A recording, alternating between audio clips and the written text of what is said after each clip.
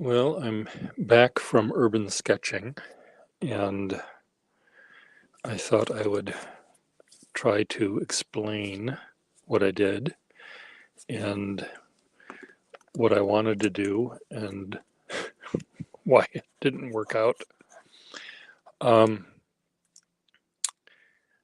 when I do urban sketching, I sometimes think, okay, I know what I want to do, so I plan ahead, bring the tools I need, and then I get there and I look at the thing that I'd already imagined I'd draw, and I'd see that it wasn't even remotely as interesting as the thing that's next to it, or the thing that's across the street, or the thing that I saw on my way there on my bike. Like, why can't I draw this rather than going all the way into town? This construction site is much more interesting than the Boston Public Garden. And but part of the challenge that I find about going to urban sketching is to go to urban sketching and see what the administrators had chosen for me to look at and to try to depict. And it's fun to see how I draw this and someone else draws that and a third person draws this. So I do follow the plan most of the time. So my plan yesterday, this was yesterday that we went, go to a favorite spot is the Harvard's Natural History Museum. Bunch of dead things in cases. And you can sort of smell the dust and the formaldehyde and the taxidermy. And you're sort of there. And what do I draw? Do I draw the bugs? Do I draw the birds? Do I draw the dinosaur bones? Do I draw the butterflies? And so I'll show you what I did. And some of it was planned and some of it was not planned. But um, the thing that was planned was taking this little photo album with black paper and draw bugs with my silver Prismacolor pencils. And I spent my first hour, I got there early, and I spent my first hour drawing the bugs. And there's 10 pictures in this album, and the first one was the most interesting. And then I got tighter and tighter. Sometimes this happens, sometimes it happens because the subject matter is less interesting after a fashion. When did I start getting tighter? I guess I got tighter on this one because of the shadow, the simplicity on the back of the beetle. Maybe that was it. I don't remember now. It's all sort of a blur. I think this was the tightest one I did, where I tried to get the transparency of the wings shown here on that one.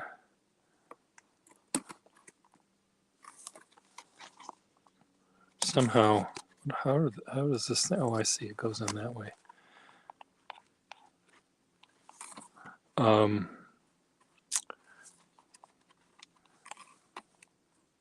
And then I was done. And I was done with this grouping. It worked okay. It did. This one went as I expected. Then I brought this book.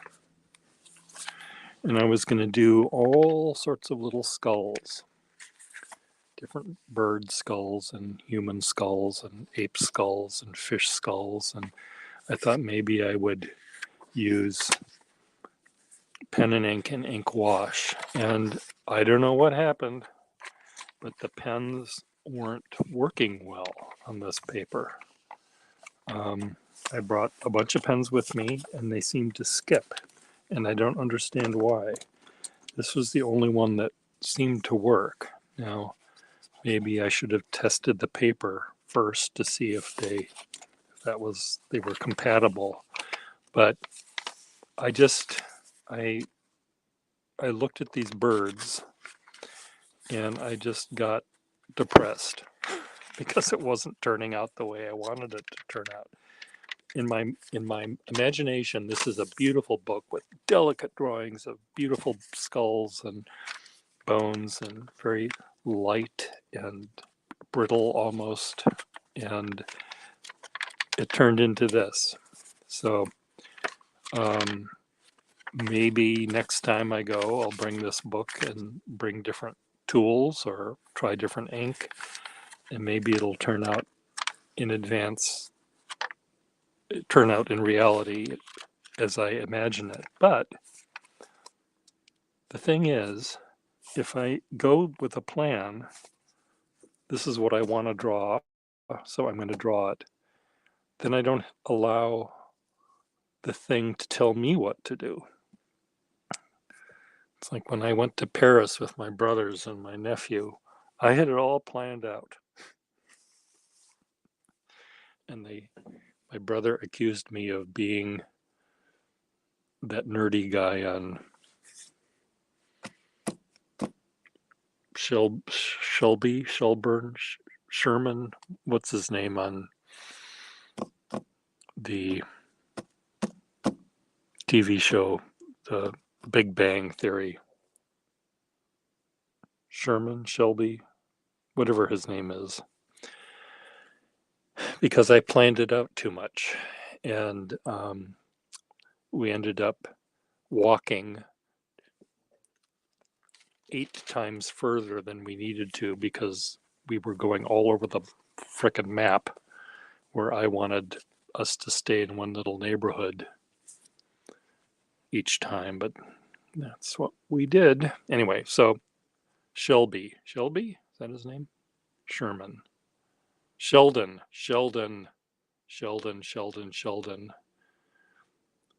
So I also decided at the last minute to bring my iPad. So I brought my iPad, and I was glad I did, because the iPad allows me to draw with big chunks of color and value and stuff, and it was really it made me smile anyway, finally, that I was able to sit down and just sort of capture things in the way that I was ready to. And I did a bunch of birds, and then I ended up what did I do? Cancel.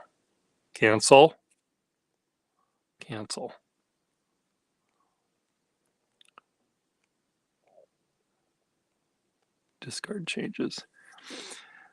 But the most fun I had was doing this drawing, and this led me to a bunch of different places. And this is a drawing of the entire, well, what I could see, but I looked at everything. I didn't just draw the bird or the bird and the shadow of the bird. I drew the stuffed animals in the big case, and I drew the case behind it and the wall behind that. And then I saw this little thing right here, a little head, and that was reflected from the case that was behind me. And that was the best drawing that I did, I think. And I just thought that here's another, here he's looking at himself. That's the skull, and that's his reflection in his window. And then his reflection was also in this window, way over here. There's an aisle between the two cases. So looking at the whole scene and drawing the whole scene was more interesting than drawing the objects. And so sometimes when I go out urban sketching, I focus on a thing or a part of a thing, or I zoom my eyeballs out and see the whole thing and try to draw the whole thing. But I never know, and I shouldn't plan too hard in the future because it will never turn out the way I think it's going to turn out. This was another thing that I did where I thought I'll just move my view a little bit and this crystal will sparkle in a different way. So oh, there we go. So you see it, that's sort of front, that's from the side. You can see the pedestal is changing places and the reflections on the stone changed. The crystal, or whatever it is, gypsum. So anyway, it was just, again, interesting seeing where my eyeballs went. And another drawing in this big room full of lots of different cases that I enjoyed was this one. I'm sitting on the ground, on the floor, in a doorway. I looked like a homeless person sleeping in a doorway on a city street. I was all crumpled up and looking up at the cases, and then suspended from the ceiling were all of these whale skeletons, and everything was shades of dead, bones mainly, and fur and tans and browns. And in this case, on the second floor, was this pink flamingo bird, and then also these red exit signs, one exit sign and then the reflections of the exit signs. So that was sort of fun. And it was impossible to look at this scene of complexity and draw the things. You sort of had to just simplify it so much to even start. And so it's I don't know, I just find it interesting when I'm stuck somewhere and drawing a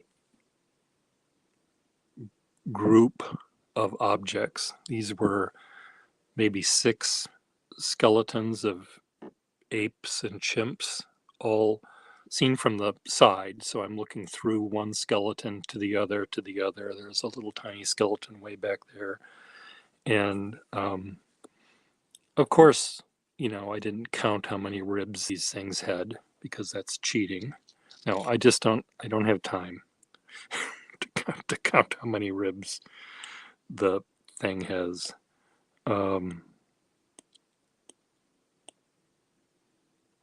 But it's just interesting again where I find myself, and again, planning too much in advance doesn't work for me. So anyway, and Luke Walker says he remembers his best painting being a vulture. I've been hired to do a painting of birds, and I haven't even begun to do that. So anyway,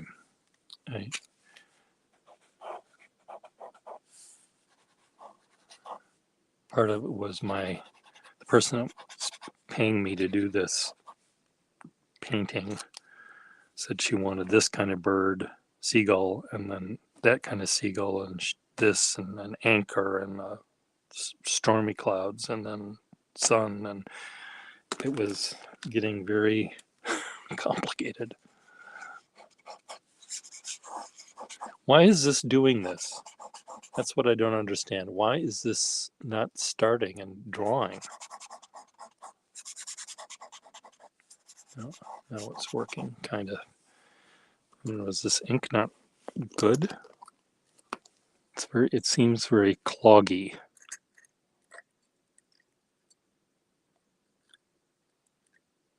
Sometimes pens just aren't working for me.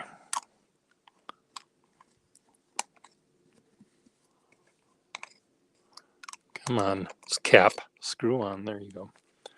Okay, I just dipped this. Why is it skipping? Why is it not writing?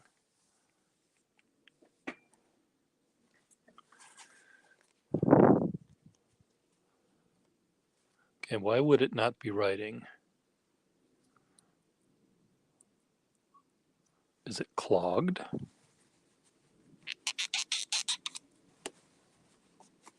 There's no reason why this is not writing.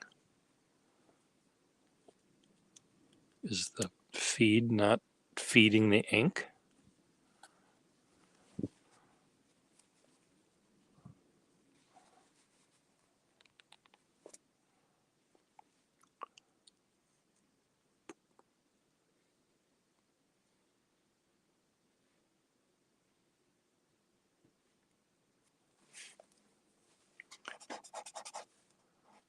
Sometimes pens just, they confuse me.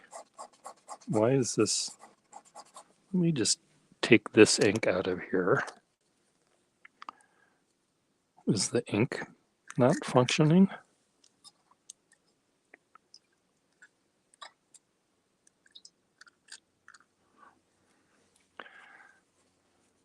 I'm going to put blue ink in here. This is old blue ink.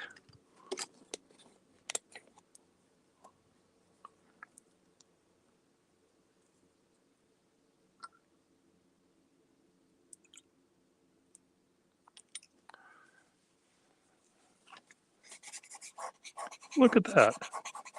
Works perfectly. So what's wrong with my Waterman black ink? Will Hodge gave me.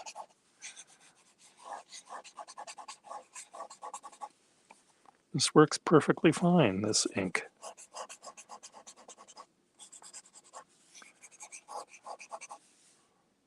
Did I contaminate my black ink somehow?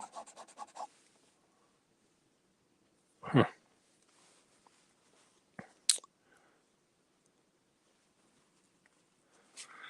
It's all a mystery. I'm sure I could figure it out somehow, but I don't have those hours in the day. I've got coffee to drink and things to do, so we'll see you all later. See you, Luke.